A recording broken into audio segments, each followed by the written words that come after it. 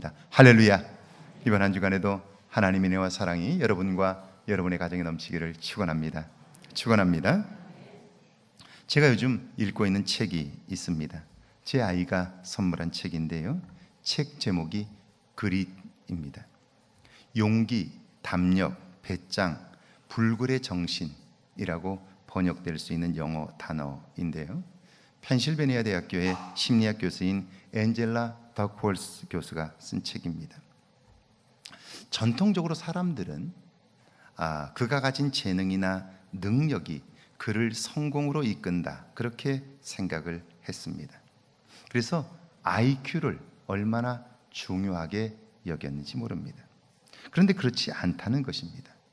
재능이나 능력이 아니라 얼마나 견딜 수 있느냐, 넘어져도 다시 일어나고 그 일을 지속적으로 해갈 수 있는 열정이 그에게 있느냐, 이것이 성공적인 사람의 특징이라는 것입니다.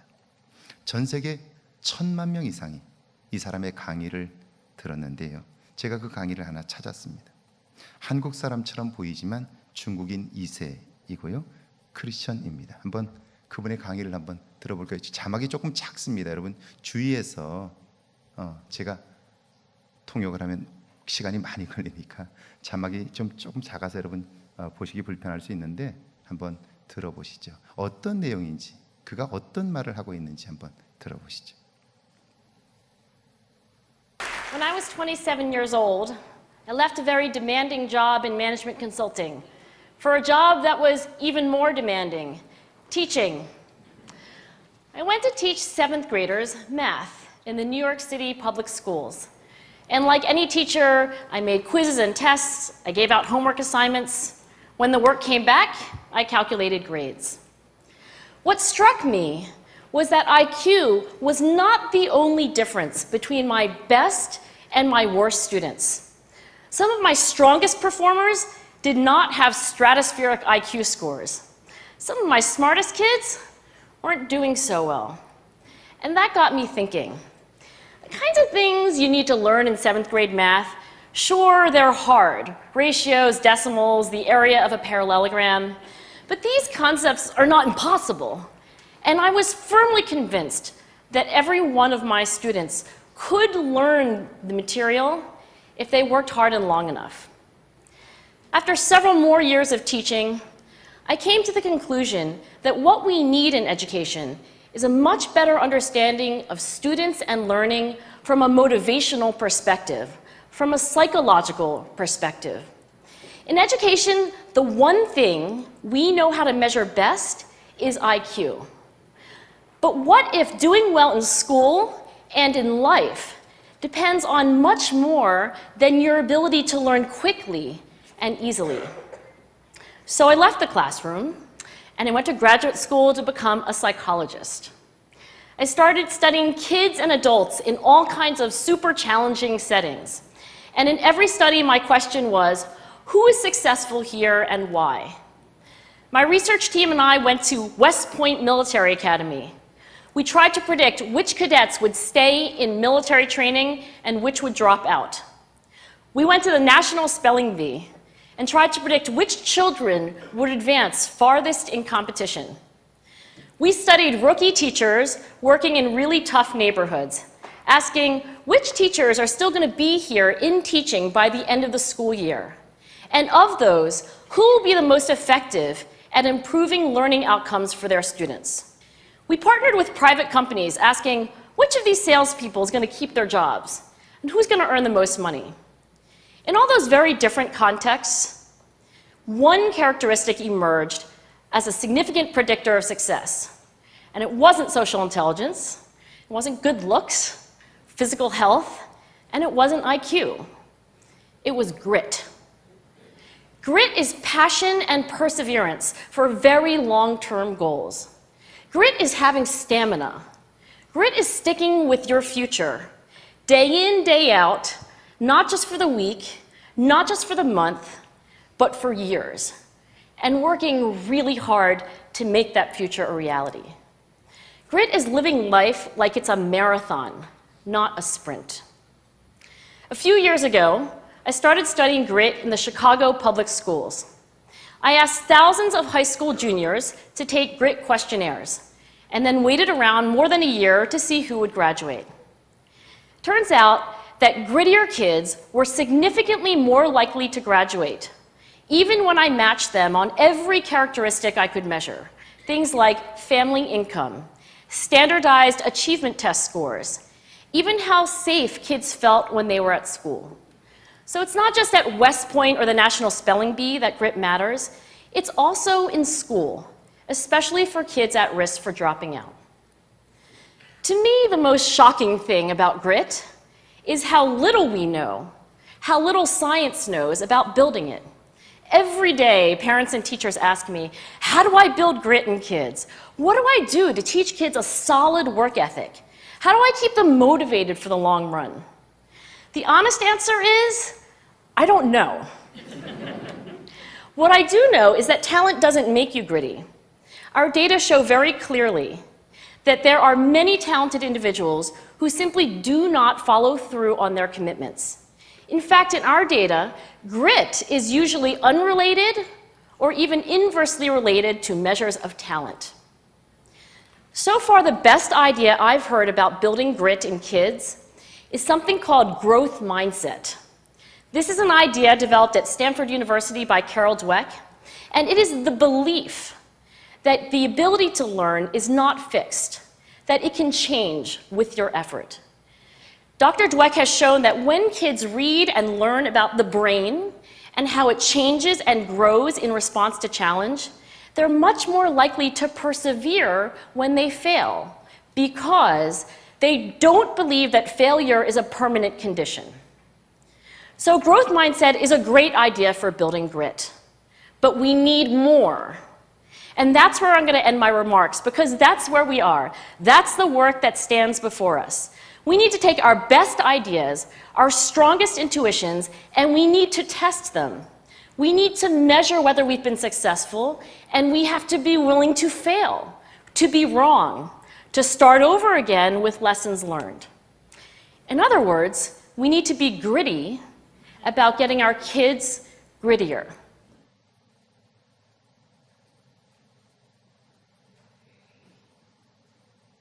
이번에 책에 이런 이야기가 나옵니다.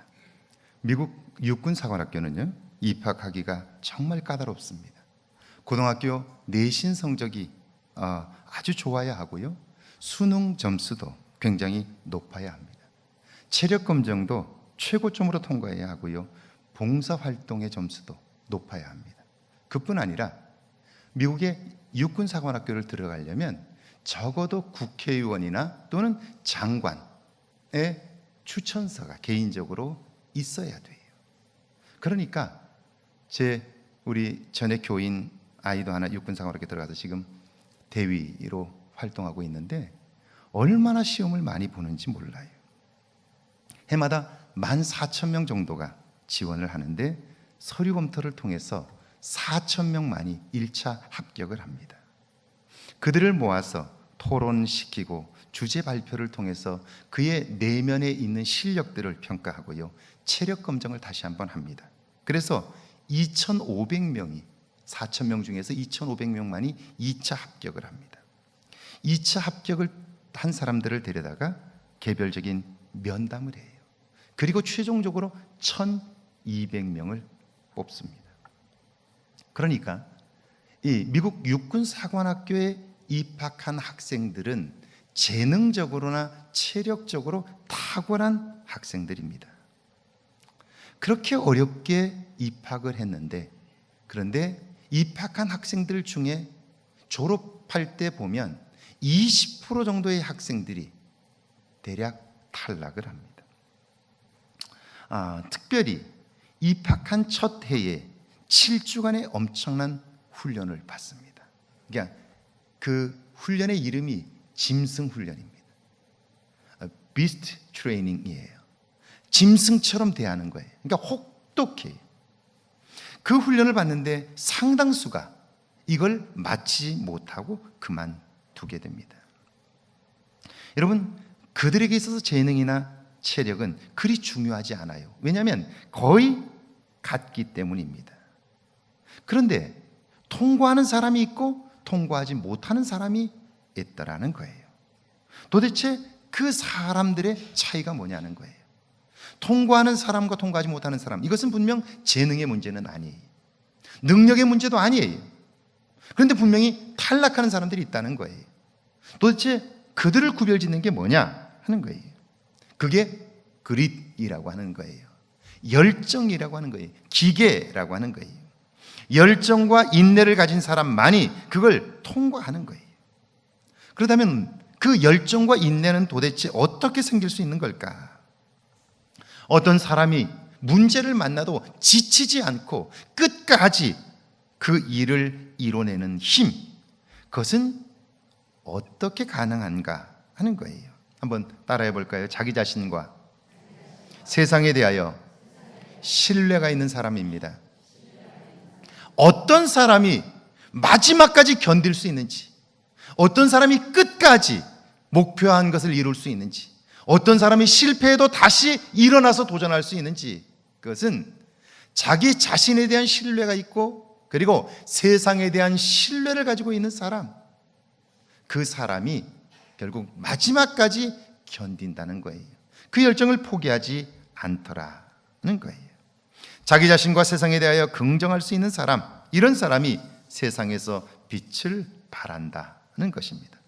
이런 사람은 자신의 감정을 솔직히 표현합니다. 어떤 상황에서도 두려워하지 않습니다. 결국 재능이나 능력이 아니라 내면의 힘이 그를 견디게 하고요, 성공적인 삶으로 이끌어 가는 것입니다. 사람들이 자꾸 나는 시골에서 태어났기 때문에, 나는 집안이 안 좋기 때문에 이렇게 생각해요. 그런데 우리나라의 대통령들의 대부분이, 여러분, 저 변방 출신이라는 거 아시죠? 여러분 하이도 가보셨습니까? 목포에서 배로 4시간 걸리는 곳입니다. 그 섬 출신이 대통령이 됩니다.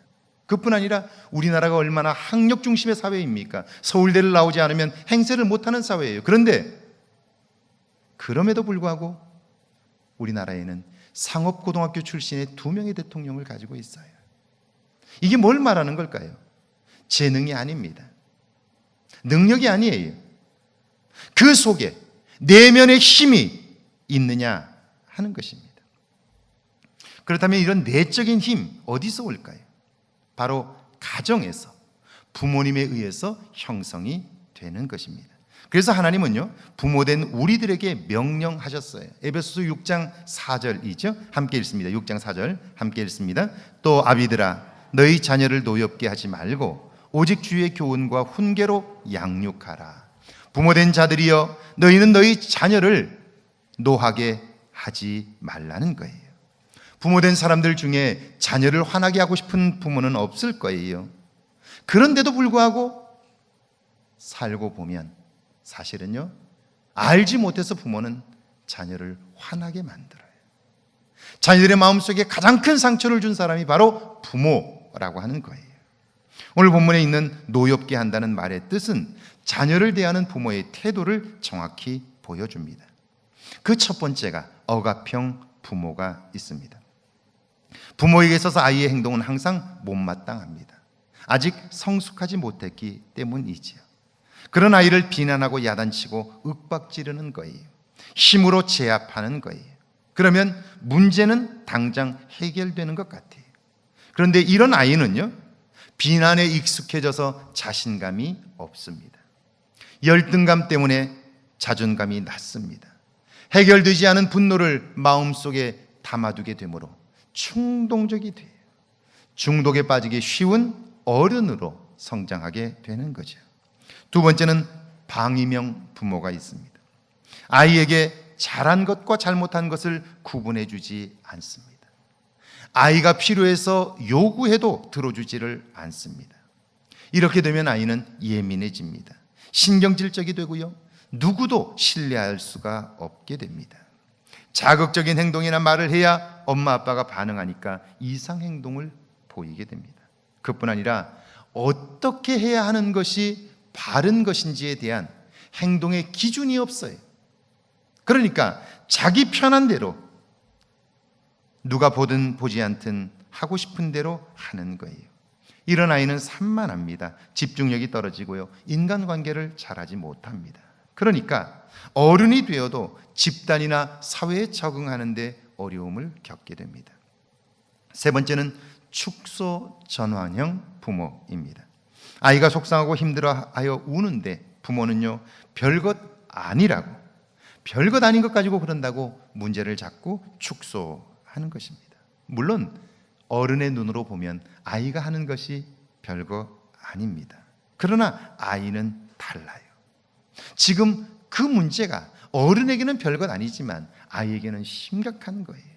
그럼 그 아이의 그런 감정을 받아주는 일이 중요한데, 그런데 여기 축소 전환형은 아무것도 아니라고, 문제를 괜히 크게 만든다고 아이를 야단치는 거예요.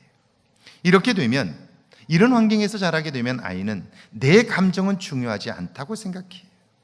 별걸 아닌 걸 가지고 자꾸 힘들어한다고 생각해요. 그러니까 감정이 둔해지고요, 옳고 그른 것으로만 판단을 하게 돼요.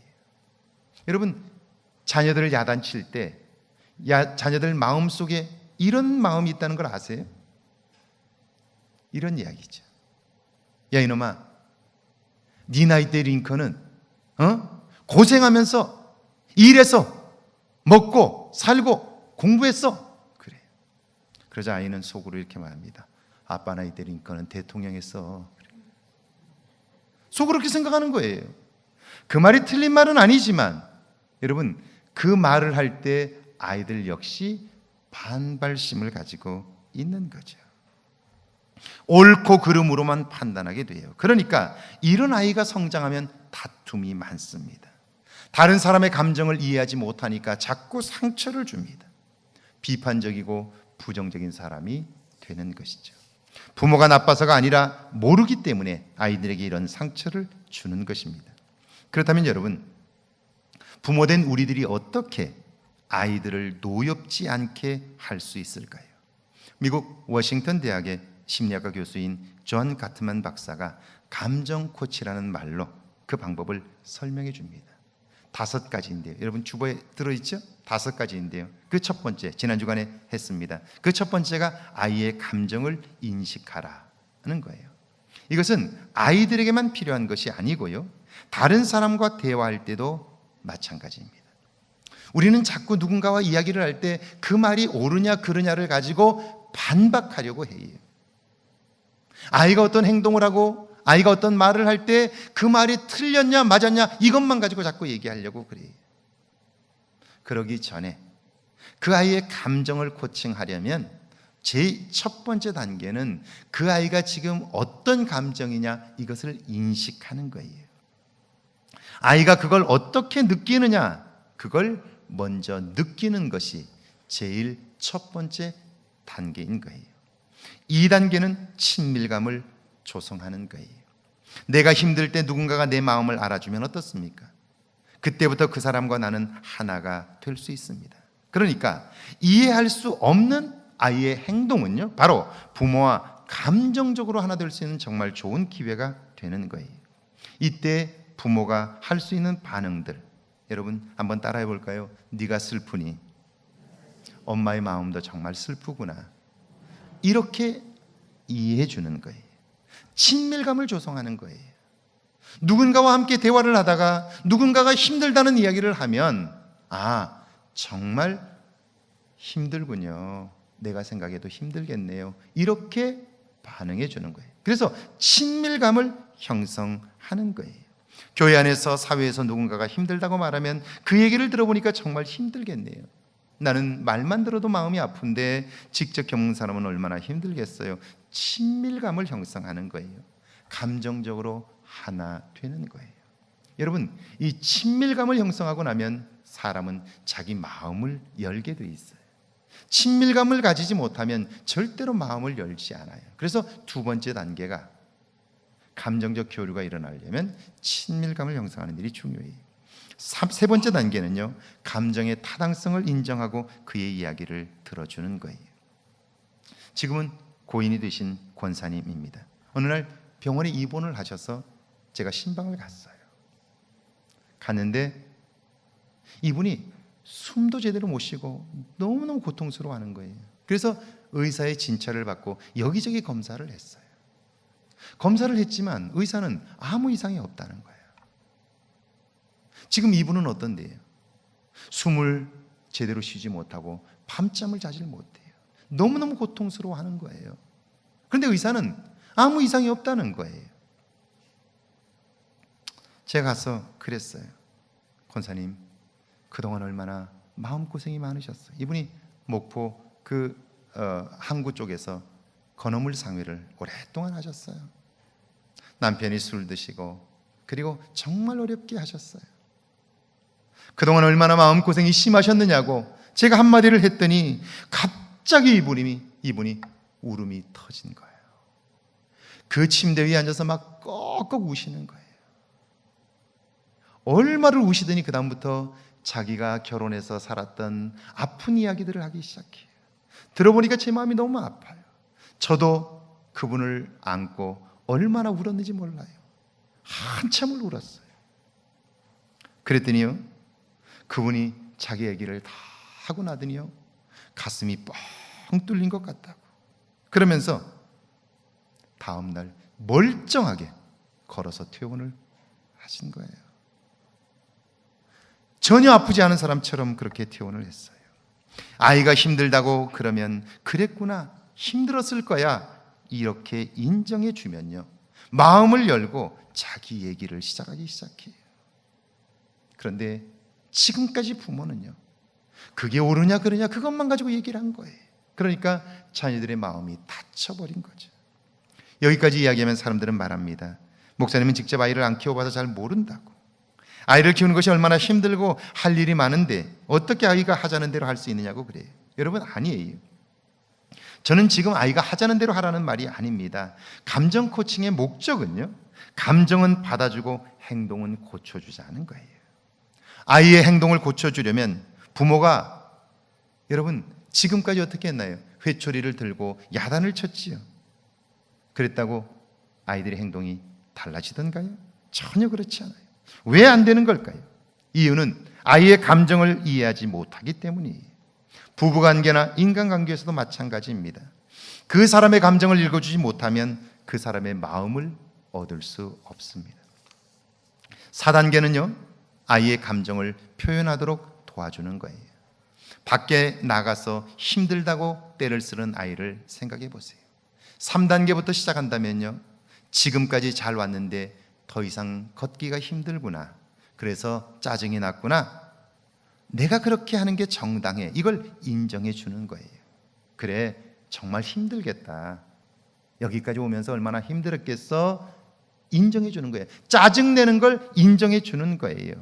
그리고는 얼마나 힘든지를 이야기하게 하는 거예요. 물론 말도 안 되는 소리를 할 거예요. 죽을 것 같아 엄마, 발에 불이 났어, 엄마는 왜 나를 데리고 와서 이렇게 고생시키는 거야, 별소리 다 할 거예요. 빨리 유모차 가져와, 그럴 거예요. 빨리 가야 되고 바쁜데 속상할 수 있어요. 그러나 그 무엇보다도 아이가 더 중요하잖아요. 놀라운 것은요, 아이가 자기의 감정을 표현하기 시작하면서 그 아이의 말과 행동이 순화되기 시작해요. 어른들이 남편과 아내의 흉을 보고 나면 속이 조금 시원한 것과 마찬가지예요. 자기가 자기 감정을 표현하고 나면요, 그 속에 있었던 분노들이 밖으로 나오니까요, 정서적으로, 감정적으로 순화가 되는 거예요. 이제 마지막 5번째 단계입니다. 아이가 자기 자신의 감정을 쏟아놓으면요, 이제 스스로 문제를 해결하도록 도와주는 거예요. 아이가 힘들다고 유모차를 달라고 했잖아요. 그런데 유모차가 없어요. 그때 부모는 사실대로 얘기하는 거예요. 내가 힘들어하는 걸 보니까 유모차를 타고 가면 좋겠는데 유모차가 집에 있어서 어떻게 하지? 이렇게 얘기를 하는 거예요. 그러면 감정이 풀리지 않았을 때 아이는 계속해서 떼만 써요. 그러나 감정이 풀리면요, 아이는 스스로 현실적인 판단을 해요. 아무리 난리를 쳐도 유모차가 올 수 없다는 걸 아이도 인식하게 되는 거예요. 그래서 아이는요, 타협을 해요. 그럼 엄마가 업어줘, 이렇게 얘기해요. 업어줘. 엄마가 업어줘. 그러면 여러분, 그건 들어줘야죠. 그리고 업은 다음에 아이에게 두 가지를 하는 거예요. 아이에게 엄마도 걸었더니 힘들어, 다리가 아파, 그렇게 얘기를 하는 거예요. 그러면요, 아이가 등에 업혔다가 미안한 마음이 들어서요, 몇 걸음 안 가서 엄마 나 내릴래, 엄마도 힘들겠네, 그렇게 얘기를 해요. 그리고 내려서 걷는 거예요. 그때 한 가지를 더 이야기해 줄 수 있어요. 이렇게 얘기하는 거예요. 길거리에서 떼쓰고 우는 모습을 사람들이 봤으면 뭐라고 했을까? 이렇게 얘기해 주는 거예요. 그의 행동이 나쁘다는 걸 가르쳐 주는 거예요. 그렇게 하면 안 된다는 걸 말해 주는 거죠. 좋은 행동과 나쁜 행동의 기준을 정해 주는 거예요. 이미 자기 마음이 풀렸고 원하는 것을 얻었기 때문에 이제 부모에게 인정받기 위해서라도 아이는 좋은 행동을 하게 되는 거죠. 여러분, 놀랍지 않습니까? 에베소서는 사도 바울이 AD 61년에서 63년까지, 그러니까 지금으로부터 대략 1950년 전 로마 감옥에서 쓴 편지입니다. 결혼도 안 해본 그분이 어떻게 자녀 양육에 관해서 이런 전문가적인 표현을 사용할 수 있었을까요? 그는 믿음 안에서 만난 디모데를 나의 사랑하는 아들 디모데라고 부릅니다. 그러니까 믿음 안에서 내가 너를 낳았고 양육했다는 거예요. 생명을 양육하는 원리는 같습니다. 하나님이 우리에게 그렇게 하신 것처럼 옳고 그름이 아니라 감정이 먼저입니다. 상대방의 감정을 이해하고 그것에 따라 반응해 주는 거예요. 그러면 그 사람의 마음을 얻을 수 있습니다. 마음을 얻을 때 관계는 놀랍게 달라지는 거예요. 이것은 사업을 할 때도 마찬가지고요, 학생으로서 선생님과의 관계도 마찬가지고 친구들과의 관계도 마찬가지. 무엇보다도 먼저 옳고 그른 것이 아니라 그 사람의 마음을 얻으려면 그 사람의 감정을 이해해 주라 하는 거예요. 이런 은혜가 여러분에게 있기를 주의 이름으로 축원합니다. 그뿐 아니라 부모된 우리가 자녀들에게 남겨주어야 할 유산이 있습니다. 그것은 보이지 않는 하나님을 볼 수 있도록 훈련하는 것입니다. 오늘 구약의 본문 욥기 1장 4절과 5절이죠. 우리 한번 같이 읽어볼까요? 4절과 5절 말씀입니다. 함께 읽습니다. 그의 아들들이 자기 생일에 각각 자기의 집에서 잔치를 베풀고 그의 누이 3명도 청하여 함께 먹고 마시더라. 그들이 차례대로 잔치를 끝내면 욥이 그들을 불러다가 성결하게 하되 아침에 일어나서 그들이 명수대로 번제를 드렸으니 이는 욥이 말하기를 혹시 내 아들들이 죄를 범하여 마음으로 하나님을 욕되게 하였을까 함이라. 욥의 행위가 항상 이러하였더라. 여러분, 자녀들에게 하나님을 믿으라고 아무리 이야기해 보세요. 보이지 않는 하나님을 어떻게 믿을 수 있을까요? 그러니까 고등학교 때까지는 어쩔 수 없이 교회를 다닙니다. 그러다가 대학에 가든지 객지에 나가면 내 마음대로 사는 거예요. 그런데 우리가 살아봐서 알잖아요. 인생은 정말 만만치 않아요. 자꾸 큰 파도가 수시로 덮쳐옵니다.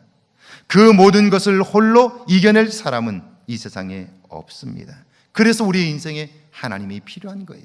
우리가 하나님을 믿는 거죠. 이걸 어려서부터 가르쳐주는 것이 부모의 사명입니다. 오늘 욥을 보니까요, 욥은 보이지 않는 하나님을 자녀들에게 볼 수 있도록 만들어줘요. 교육하는 거죠. 아이들이 생일이 되어 잔치를 했어요. 즐겁게 잔치를 마치고 나면 욥은 자녀들을 모두 부릅니다. 그리고 제사를 드리는데요, 혹시 잔치하는 동안 하나님을 잊고 지내지는 않았니? 하나님이 싫어하는 일을 한 것은 없니? 이렇게 확인하는 거예요. 그러니까 어때요? 자녀는요, 부모가 하나님을 대접하는 만큼 그분을 대접하는 거예요. 부모가 하나님을 제일로 여기면 자녀는 당연히 하나님을 첫째로 여기는 거예요. 하나님은 보이지 않습니다. 그러나 부모님이 하나님을 보이는 분으로 섬기니까 자녀들 역시 부모님을 통해 살아계신 하나님을 보게 되는 거죠. 부모된 여러분이요, 자녀의 감정을 받아주십시오. 그들에게 살아계신 하나님을 유산으로 물려주십시오.